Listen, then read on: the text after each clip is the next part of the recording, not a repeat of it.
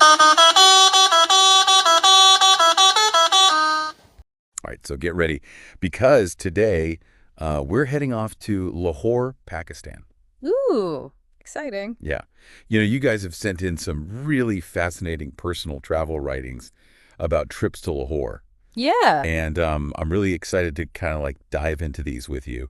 It's not every day we get to sort of deep dive into someone's travelogue like this. Right. I mean, it's like we're right there with them experiencing, the sights and the sounds and even the emotions of their journey. It's so much more than like just picking up a guidebook, Yeah. you know? Oh, yeah. This is like a firsthand account, Yeah, a personal lens through which we can kind of see Lahore. exactly. Yeah. So, as you were reading these writings, what what stood out to you? What were your kind of initial impressions? The thing that kind of grabbed me right away was just the vividness of the descriptions. Right. It's clear that Lahore made a really deep impression on this traveler, and they really capture those feelings in a way that's, well, it's captivating. Yeah. It's not just like, a dry itinerary of like, I went here and I did this. Right. It's a story. Totally. And speaking of captivating, Lahore is often called the city of hearts. Right. Why do you think that is?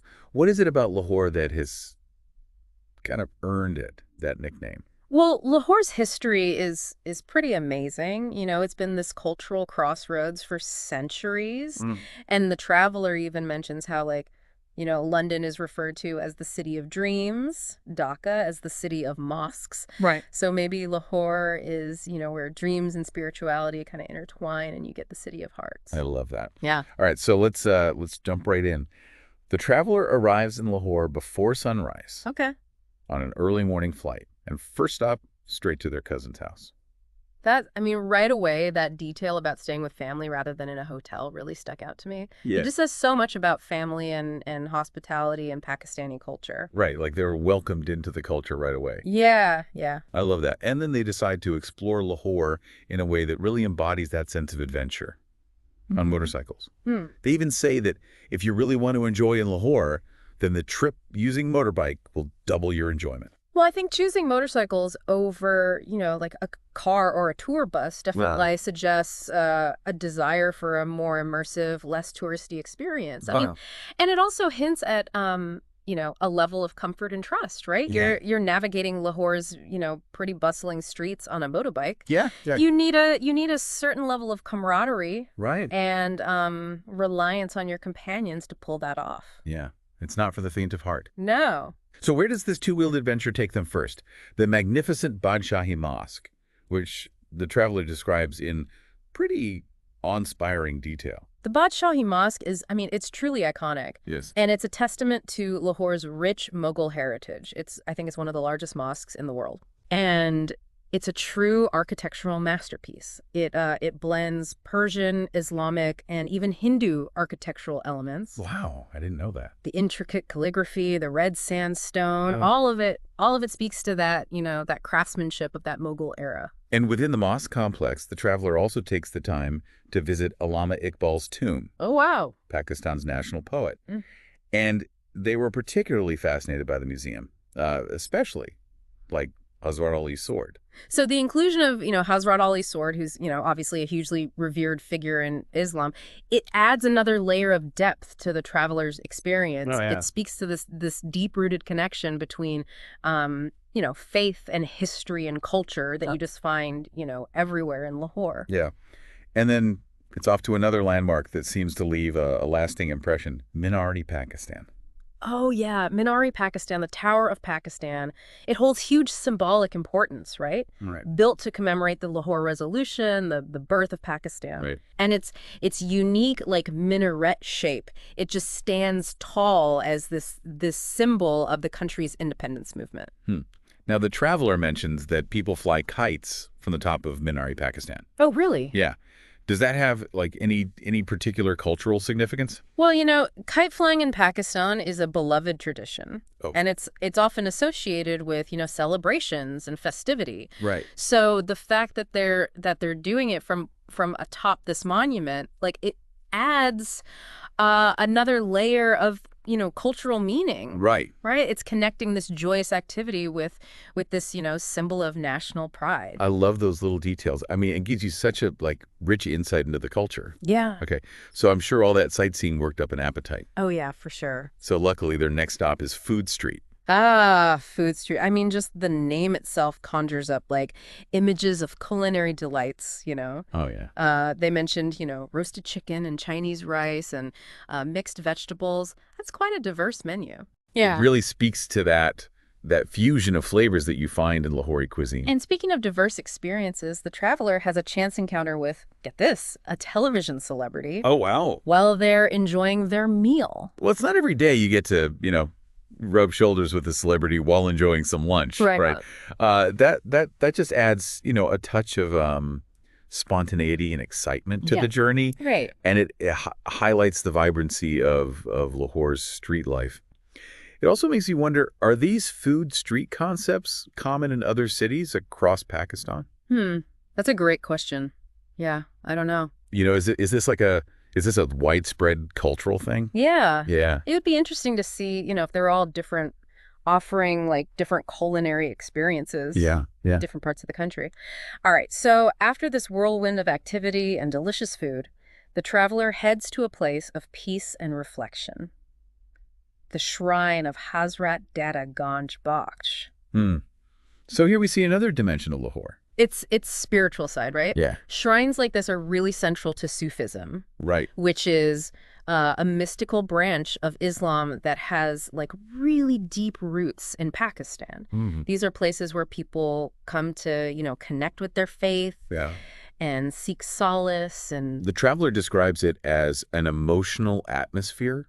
They even mention that one of their cousins starts crying. Wow. So, it was obviously a very powerful experience. Absolutely. I mean, the fact that the traveler's cousin, who is, we assume, very familiar with this shrine, was moved to tears. I mean, it says a lot about the spiritual significance of the place. It's clearly more than just a historical site. Right. It's a place of deep personal and communal meaning. It seems like every stop on this journey kind of reveals a new layer of Lahore's character. Yeah. So up next, they head to Laxmi Chowk. Okay. Which is a spot known for its street food. So Laxmi Chowk represents everyday life in Lahore. That vibrant street food culture that thrives, in many parts of the city. Yeah. It's fascinating to imagine this bustling square, Yeah. filled with vendors selling spinach, chapati, a simple but beloved meal. Right. But of course, no good travel story is complete without a little mishap, right? Oh, that's true. And in this case, it involves a stolen cap. Oh, no, the infamous stolen cap incident. Yes. I love that this is a lighthearted moment, right? Yeah. That shows the traveler's ability to kind of find humor in these unexpected situations. Right. But it also makes me wonder about, the nature of street life in Lahore, right? I mean, is this kind of incident common? Yeah. Or is this, an example of the traveler maybe being a bit naive? Right. A bit too trusting in an unfamiliar environment. That's an interesting point. It raises all these questions about cultural differences. Yeah. And personal awareness when you're traveling. Totally. And speaking of adding a bit of entertainment to their day, the traveler ends their adventure with a late night comedy show. So this inclusion of a comedy show, it reveals another side of Lahore, right? Well, We've seen the historical, the spiritual, the culinary. Yeah. Now we're seeing the comedic side of the city. So I'm curious, what kind of comedy is popular in Lahore? Yeah. Does it reflect local humor or draw inspiration from kind of global comedic trends? That is a fantastic question, and one that I'm not sure I can answer just from the source material. Okay. But it makes me wonder about the role of humor and entertainment in Pakistani culture in general. Are comedy shows a big thing? Yeah. What topics or themes do they explore? These are all great questions. Yeah. That we'll have to look into another time. Definitely. So we've covered a lot of ground here. Yeah. Mosques, monuments, family, food, stolen caps, even a taste of the comedy scene. It's been quite a journey. But there's still more to unpack in this Lahore adventure. Oh, good. So stay tuned for part 2. Okay. Where we'll delve a little deeper into travelers' experiences and continue to kind of explore this amazing city. I can't wait. All right, we'll be right back. Welcome back to our Lahore adventure. You know, as we were talking about that late-night comedy show, it really got me thinking about, like, the comedic landscape in Pakistan. What do you think? Well, yeah. I mean, it's fascinating, right, how humor kind of varies across cultures. Right. And I would imagine that, Lahori comedy, it probably reflects local sensibilities, but also probably draws inspiration from global comedic trends. You know, it's funny you should mention that because something's been on my mind about that stolen cap incident from earlier. Oh, yeah. What about it? Well, the traveler, tried to convince their cousin to give it back, but, quote, all in vain. And then when the cap actually does get snatched, everyone just, finds it so funny. But it seems like they're not really laughing at, the theft itself, you know? It's like they're amused by the traveler's reaction. Yeah. There's definitely some, playful teasing going on, I think. Right. What might be perceived as insensitive in one culture could be totally lighthearted fun in another, you know? Maybe the cousins knew there was a chance that the cap could get snatched and were kind of in on the joke the whole time. Right? And they thought it was funny to see the traveler so attached to this one item. It's a good reminder to not take ourselves too seriously. Yeah. Especially when we're immersed in a new culture, you know? Absolutely. A little self-awareness and a sense of humor can go a long way when you're traveling. For sure. You know, I think it also kind of highlights the importance of context, right? Literally. Sometimes you need more than just the words themselves to understand what's really going on in an interaction. It's like a little cultural puzzle we're trying to piece together. Yeah, exactly. So where does the traveler's journey take us next? Well, actually, this is where the source material kind of ends. So it seems we've reached the conclusion of their Lahore adventure.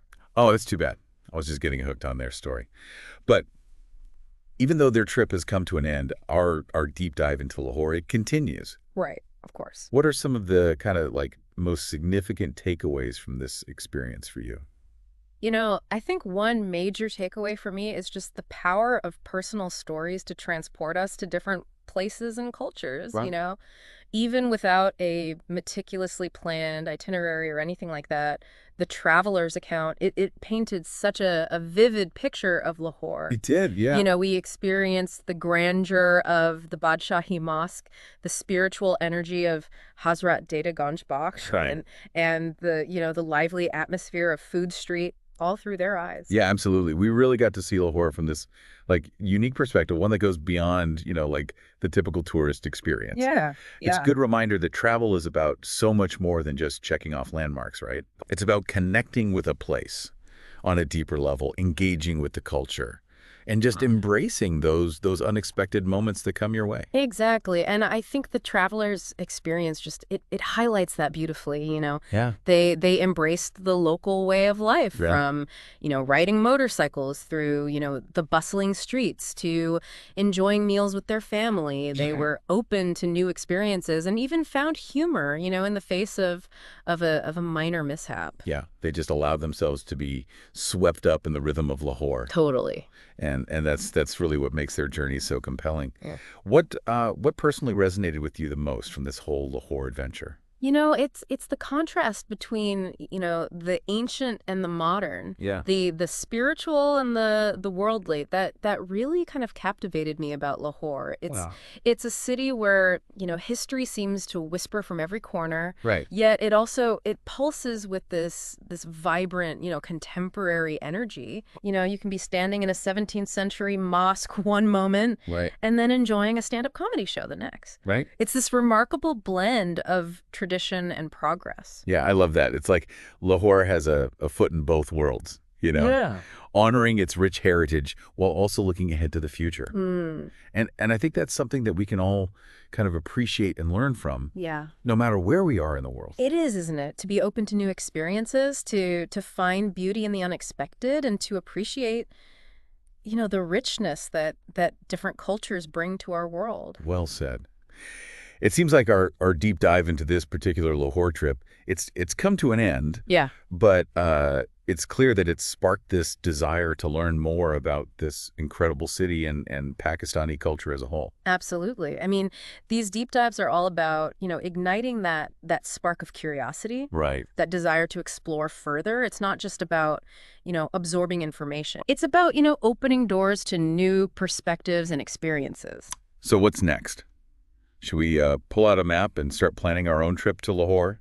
Well, while I'm always up for spontaneous adventures, maybe we take a slightly more structured approach. Right. Why don't we tap into, your vast collection of travel writings again? Yeah. I'm sure there are countless other journeys just waiting to be unveiled and explored. There are. Yeah. And I can't wait to embark on the next one with you. Stay tuned, listeners, because the adventure is just beginning. It's funny, as we're wrapping up our deep dive into Lahore, that last point that you made about tradition and progress, it really struck a chord with me. Oh, yeah. The idea that those two things can coexist, not just in, a city, but in life itself. Yeah, it's an interesting dynamic, isn't it? This kind of this push and pull between holding on to what's familiar, right, and embracing something new. Exactly.